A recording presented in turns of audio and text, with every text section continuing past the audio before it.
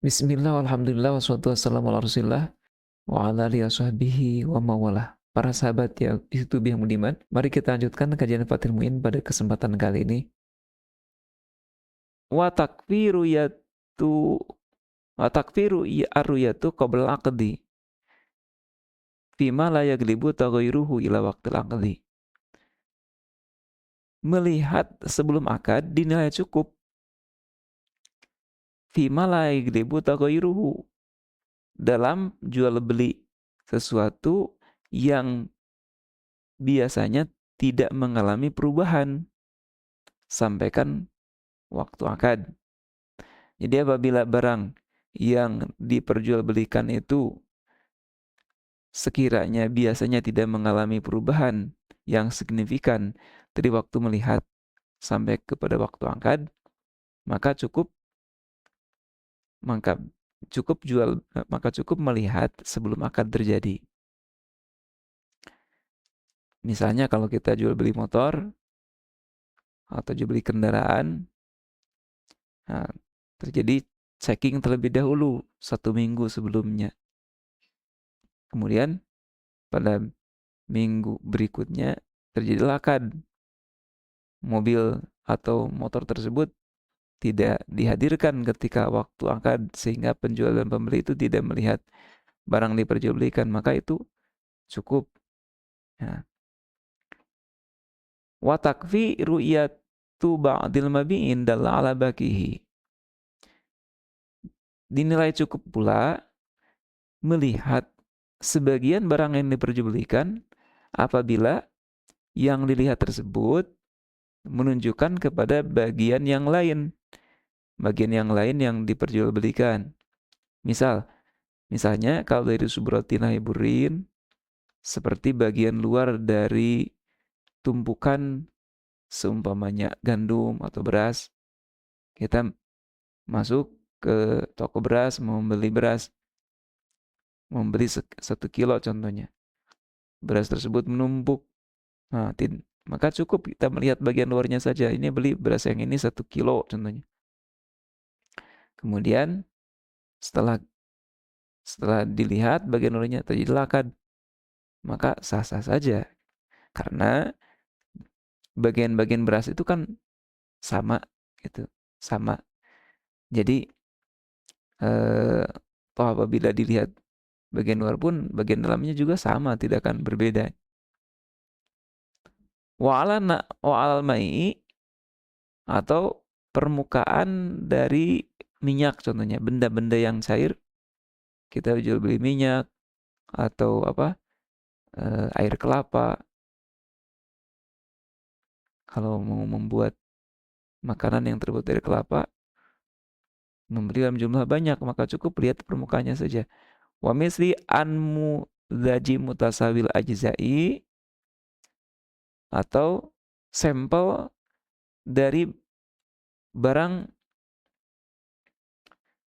yang dimana bagian permukaannya itu sama, atau sampel dari barang-barang yang sama sampel dari barang-barang yang memiliki keserupaan bagian-bagiannya seperti bijian. Contohnya kita membeli beras kepada penjual beras. Saya membeli beras 1 karung katanya. Yang mana Pak? Ini beras apa yang adanya? Beras contohnya. Disebutkan beras IR contohnya. Kemudian penjual beras tersebut mengambil 1 genggam beras yang dimaksud pembeli. Ini Pak, yang di karung itu ini seperti ini berasnya. Oh iya, saya beli yang karung itu. Nah itu kan hanya melihat beras yang ada di genggaman, yang di genggaman penjual dari beras 1 karung. Adapun beras 1 karung yang dimaksud dibeli tersebut tidak dilihat seluruhnya. Nah itu cukup. Namun nanti transaksi seperti ini. Saya membeli beras yang Anda bawa dalam genggaman ini dan yang ada dalam karung itu. Nah itu akarnya seperti itu. Awalam yadulla ala bakihi bal kana sawanan lil baki fi baqaihi kaqashi rumanin wabidi kakishri rumanin wabidin wakish rotin suplalinawi juzin. Atau bagian yang kita lihat itu tidak menunjukkan kepada bagian dalamnya. Akan tetapi permukaan yang kita lihat itu melindungi kepada keawetan barang yang kita beli yang di dalamnya. Maka cukuplah melihat permukaan luarnya. Seperti kaki syrirumanin, seperti cangkang delima. Kita membeli delima, yang dimaksud itu kan bagian dalamnya yang kita makan. Jadi maksud inti itu kita membeli delimanya yang di dalamnya. Itu. Nah, itu kan harus dilihat. Maka cukuplah melihat bagian cangkangnya. Apabila cangkangnya telah terlihat, tidak usah dipesek, tidak usah dikupas, maka jual beli pun sah. Atau membeli telur contohnya. Kita membeli telur tidak usah dikupas, sekalipun kita memberikan bagian isinya. Akan tapi karena cangkang tersebut menjaga keawetan dari telur, sekiranya apabila telur tersebut telah dipecahkan cangkangnya, maka tidak awet.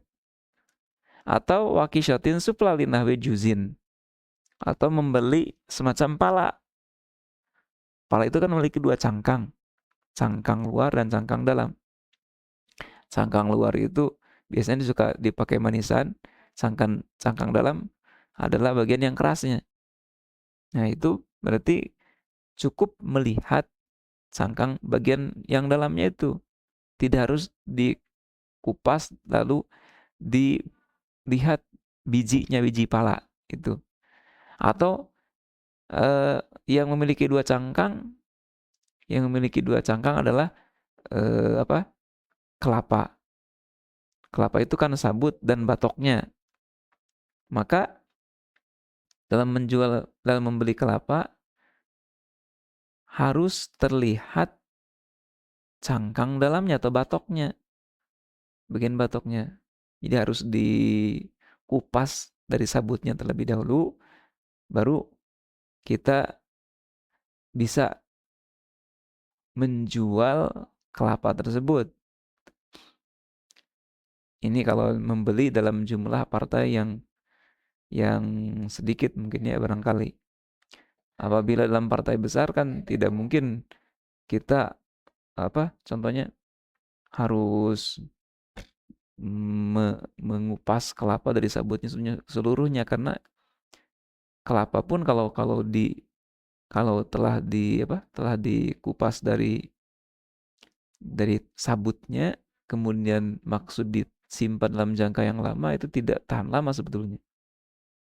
Jadi sekiranya kalau memang dalam skala kecil untuk pemakaian rumah tangga contohnya, ya diharuskan membeli kelapa dalam minimalnya dalam keadaan terkupas dari sabutnya.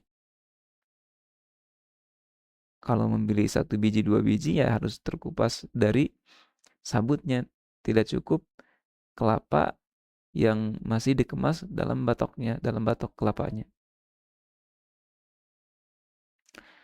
Nah ini dinilai sah jual beli kelapa yang masih berbungkus atau ya memiliki masih terbungkus oleh batok kelapa.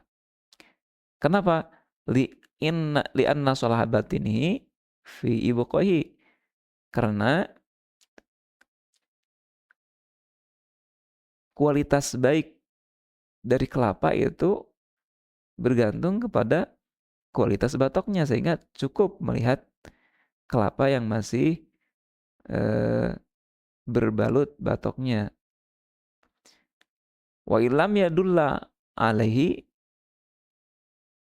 sekalipun batoknya itu tidak menunjukkan kepada kualitas dari daging kelapa yang maksud kita gunakan, yang maksud kita beli.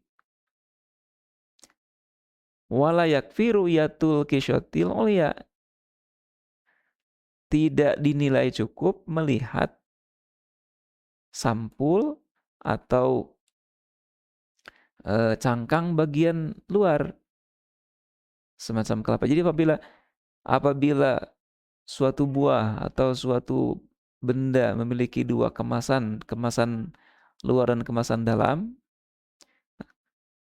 dengan kemasan bagian dalam pun bisa menjaga keawetan barang tersebut. Maka dalam jual belinya itu tidak cukup melihat benda tersebut yang masih berkemasan luar. Contoh kelapa tadi. Kelapa kan memiliki dua cangkang, sabut dan batoknya. Jadi apabila kita membeli kelapa dalam masih berbalut sabutnya, maka itu tidak cukup. Idan aqadat, asuplah apabila dengan cangkang dalam pun si kelapa bisa terjaga keawetannya. Nah, ini sekali lagi kalau membeli dalam partai kecil ya.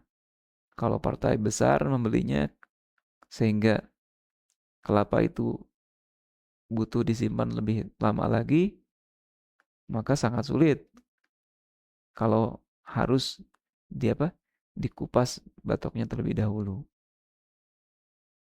Jadi saya kira kalau menjual di kelapa yang butuh keawetan yang lebih lama, maka tidak apa-apa membeli kelapa yang masih terbungkus oleh sabutnya. Karena kalau sudah terkupas dari sabutnya biasanya tidak tahan lama. Tidak tahan lebih lama. Wa isyaratu aidon qudratu taslimihi. Disyaratkan dalam akad jual beli, barang yang diperjualbelikan harus mampu untuk diserahkan dengan tanpa kesulitan berarti. Sehingga fala yasubai bikin tidak sah jual beli hewan yang kabur, ayam yang hilang, ayam yang kabur atau sapi yang kabur yang sulit untuk ditangkap. Wa magsubin, atau menjual sandal yang sedang digasap oleh orang lain. Dijual legori kodrina lantizaihi, dijual kepada orang yang tidak mampu mengambil sandal yang digasap itu, gitu. Wakada sama ubirkatin syakota silu. Demikian pula tidak sah menjual menjual ikan yang ada di kolam yang besar yang sulit untuk didapatkan. Contohnya saking besarnya perlu berhari-hari untuk untuk menguras airnya. Atau kita menjual ikan yang dilepaskan di danau contohnya, itu kan sulit untuk didapatkan. Maka hukumnya tidak sah. Jadi dapat diambil kesimpulan dari pembahasan kita kali ini. Yang pertama, melihat barang yang diperjualbelikan bisa pra-akad dengan rentang waktu sampai akad yang tidak terlalu jauh sehingga membuat barang tersebut berubah secara signifikan. Yang kedua, teknis melihat barang yang diperjualbelikan disesuaikan dengan item yang diperjualbelikan. Melihat rumah itu tidak sama tekniknya dengan melihat kendaraan. Dan seterusnya. Yang ketiga, cukup melihat sebagian item yang diperjualbelikan apabila yang sebagian itu bisa menunjukkan kualitas item secara keseluruhan atau merupakan sampel dari item yang memiliki keserupaan, atau sebagian ini merupakan sampul atau cangkang atau kemasan yang menjaga keawetan bagian yang dalamnya. Terima kasih para sahabat. Assalamualaikum warahmatullahi wabarakatuh.